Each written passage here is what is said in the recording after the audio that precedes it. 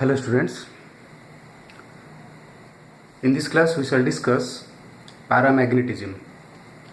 We have already discussed diamagnetism in the previous class. So today we shall discuss paramagnetism.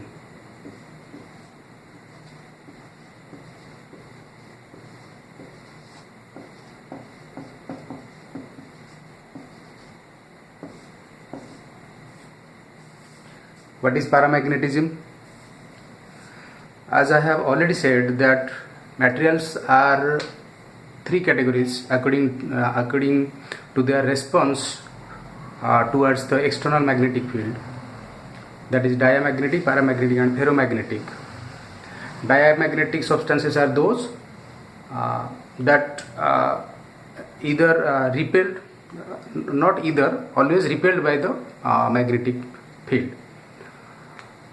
And paramagnetic substances are those are attracted but not strongly, weakly attracted. So these are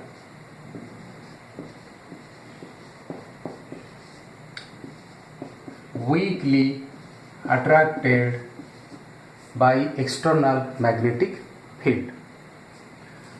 So how they get attracted by external magnetic field? Let us suppose this is a material and this is external magnetic field lines. Okay, this material is suppose a paramagnetic substance. What happens as soon as the external field B naught is applied? What happens inside? Inside the material, the atoms, as I said in the previous class, that atoms do possess a net magnetic moment because of spinning of electrons. Okay, so the individual atoms will direct their magnetic moments in this direction. Okay, in this type of material. But in diamagnetism we studied that the direction of these magnetic moments were just opposite. Okay, now these are in the same direction, but these are few in number, these are not much. Okay, so what happens then? Since you know that if a magnetic moment is produced, there is obviously one north pole and another south pole. Here also south north like this. So if this field is entering like this, that means this is a north pole, and north pole always gets attracted by south pole. So if there is any field like this, it will not go like this. It cannot simply pass by the material because there is a south pole inside. That means it will enter the material, get aligned with this existing magnetic moment and come out of the material like this. Okay, similarly, if there is any line passing here, it will go like this. Okay, now these field lines will be like this, and this is, if this is passing through the center, it will be like this.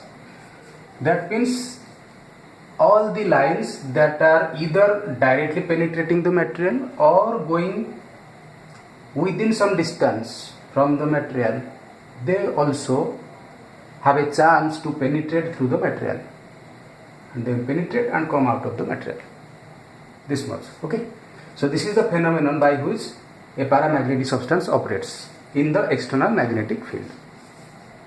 But the demerit here is it has a few number of dipole moments inside it. That's why it gets weakly attracted. It always has a tendency to move from weaker magnetic field to stronger field.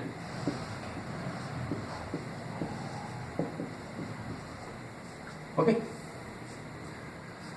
so okay, now let us come to some examples of paramagnetic substances.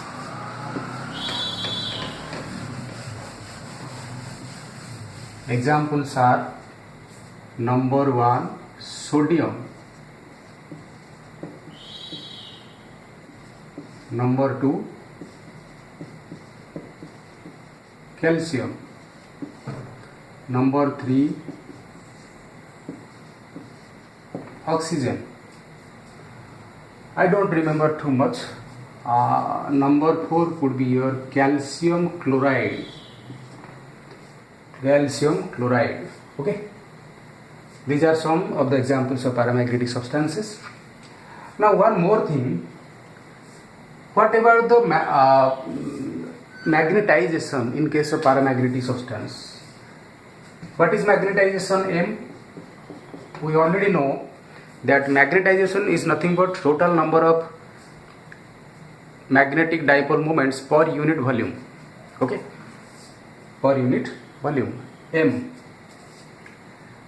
The more the number of dipole moments created inside the substance, the more it will become stronger magnet. Okay, and if the temperature increases, then the creation of magnetic moments reduces.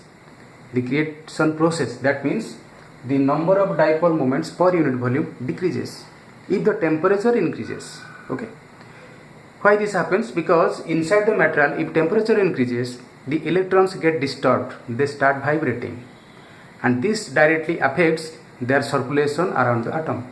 That's why if their circulation is affected, the current produced by the electrons is also affected, and if current is affected, then dipole moment is also affected.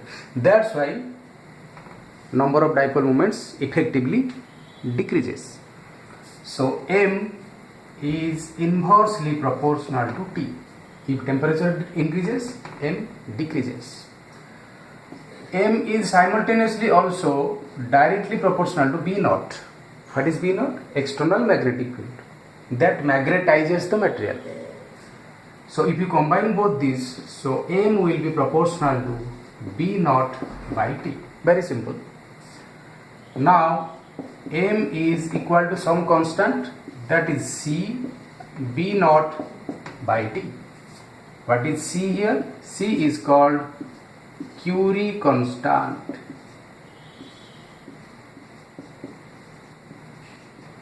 After its discoverer, Curie constant, and this law is also called Curie's law.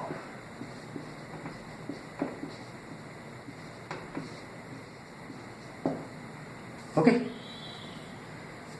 so this is all about your paramagnetism. In the next class we shall discuss ferromagnetism, the most important form of magnetism. Thank you.